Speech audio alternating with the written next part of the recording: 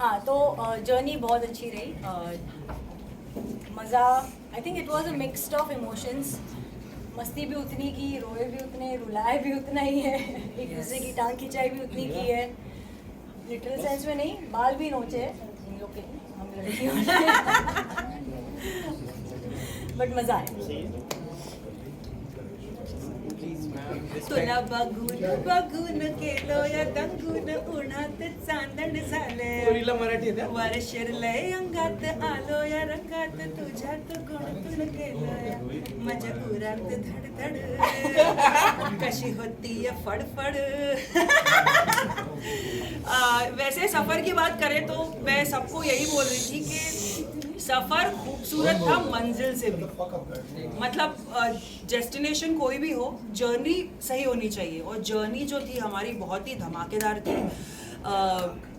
मेरी तो कुछ ज़्यादा ही थी क्योंकि इतने पैनिक मोड में मैंने सारी चीज़ें की हैं और इसका मतलब ये हमारे सीजन की शायर थी और जिसमें मैंने 2-3 मुश्किल से शायरी बोली होगी क्योंकि निकल ही नहीं रही थी भाई, डर के मारे गला इतना सूख रहा था। तो शायरी सिखाई किसने वो बता दे। अंजुम को हम लोग ने एक लाइन दी थी, डरती है पर करती है। ये है, शिव ने बोला था कि ये डरती है लेकिन करती है, तो वैसे किया तो मैंने बहुत कुछ है डर डर के, लेकिन किया है ना। बिल्कुल किया।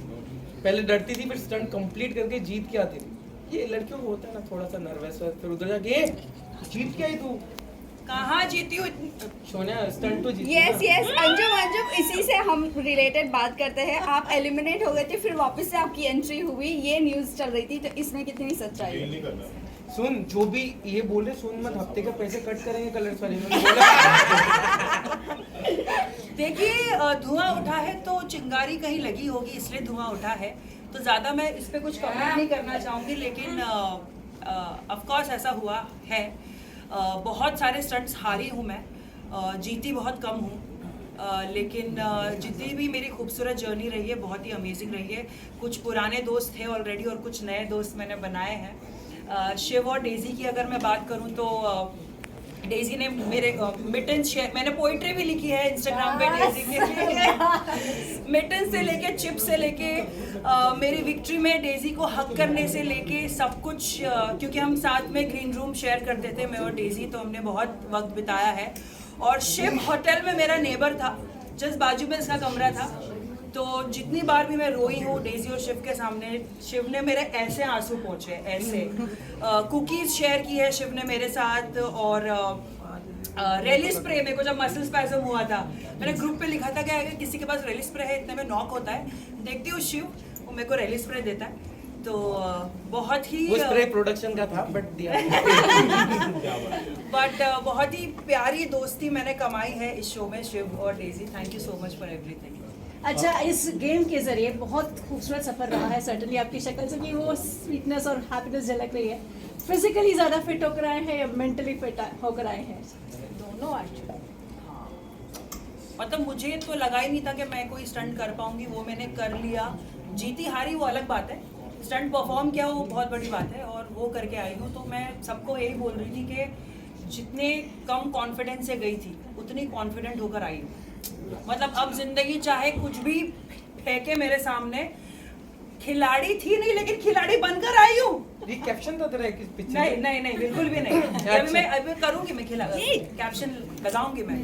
तुझे सांक्षी मैं सच्ची कहूँ तो ये जर्नी मेरी पूरी, जैसे बोलता हूँ कि जितने रियलिटी शो किए उससे सबसे अलग ये शो था, और इसमें बहुत अप एंड डाउन आते हैं।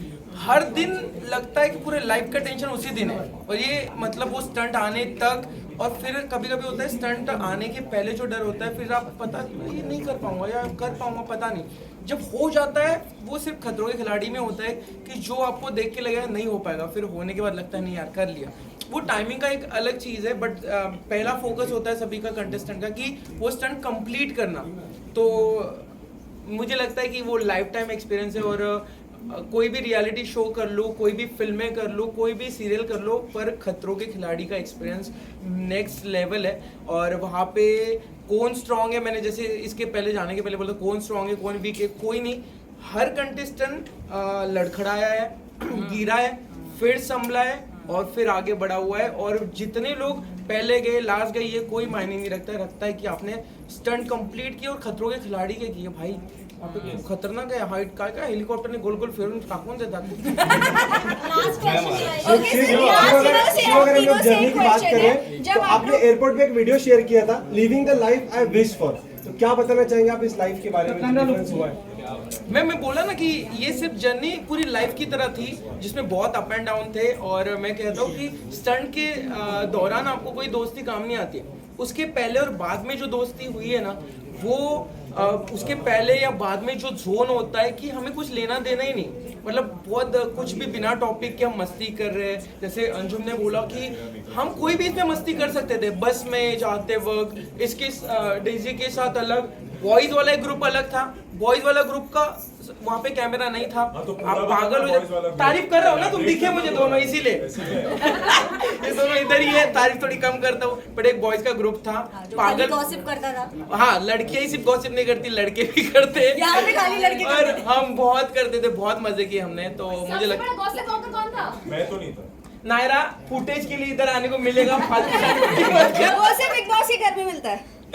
नहीं गॉसिप खतरों के खिलाड़ी में मिलता है, बस पब्लिक तक नहीं आता है, वो हमारे तक ही रहता है। अच्छा वन लास्ट क्वेश्चन जाते जाते, रुबीना दिलाई के सीजन में उनको ख्वाब आते थे, खैर वो तो उनको ख्वाब नहीं आते थे, ड्रीम्स नहीं आते थे स्टंट करने के बाद कि नेक्स्ट डे कौन सा स्टंट होगा। आप लोगों को कभी सच में आया है वहाँ पर स्टंट करने के बाद कि नेक्स्ट डे क्या होने वाला है क्या नहीं होने वाला है, कभी ऐसा डेंजर?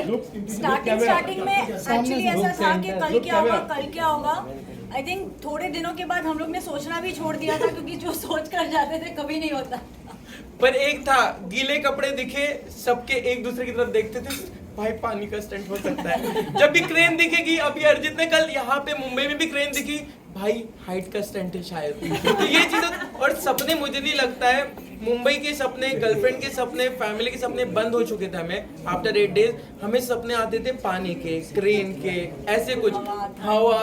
और एक जोन था जब कुछ जंप किए तो वो फ्लैग हाथ में नहीं आया, पानी में डूब गया आदमी, वो मुझे 15 दिन तक दिखा, डायरेक्ट पानी में जा रहा हूँ। सबसे डिफिकल्ट स्टंट कौन सा था? आप शेयर करना चाहोगे?